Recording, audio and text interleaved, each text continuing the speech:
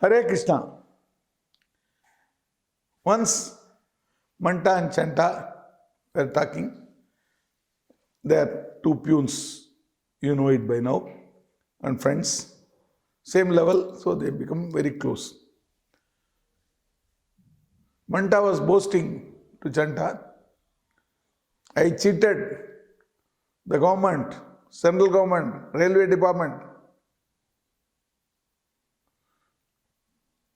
Chanta, even with his limited knowledge, he knows it's difficult to cheat a government, that also railways. If you don't have ticket, they will throw you out.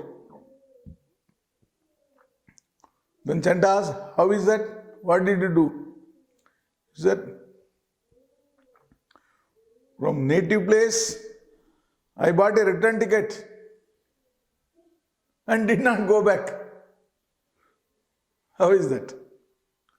So this he thinks as cheating. Never returns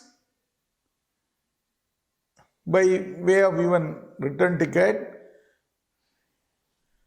is having something similar in the sloka also.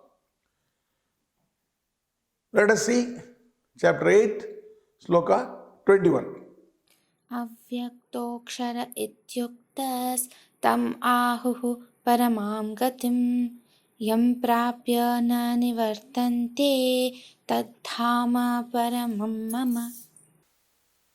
Krishna is describing about his supreme abode, Goloka Vrindavana.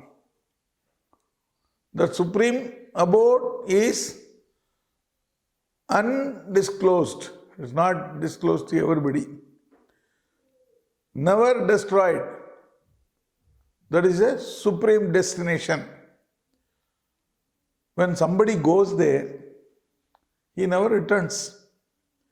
That supreme abode, Goloka Vrindavana, is mine. People use Govinda's divine name in a wrong sense. I don't know. It's in Tamil Nadu, Andhra, it's all popular, but I don't know the other places. Whether that practice is there or not, we don't know.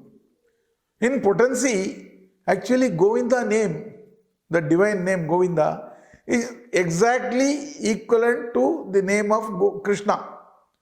Krishna, how much potent it is, the same potency is there with Govinda name also.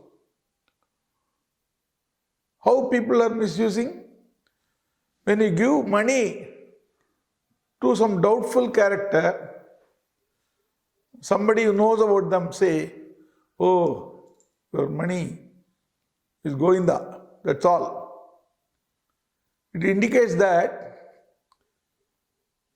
the money given will not come back. In the real meaning, it means that those who go to Govinda, his world, will not come back to this place of miseries, Dukkalayam. How? The meaning is twisted to give a material nonsense. There is a supreme divine meaning is changed. Now, this point also that a person goes to his Goloka Vrindavana, never comes back, has been told a number of times in the Gita. How is this? Any comparison? In classes, the children or students are given a punishment called imposition. If they write a wrong answer or tell a wrong answer, they have to tell the correct answer, write that 20 times, 40 times like that, as per the wish of the teacher. There is an imposition. There, we are asked to do it as a punishment. Now, Krishna is doing that imposition, which is not imposed by anybody, but himself, for the benefit of everybody, that is, repeating his own good points, which are told in our favor. Hare Krishna.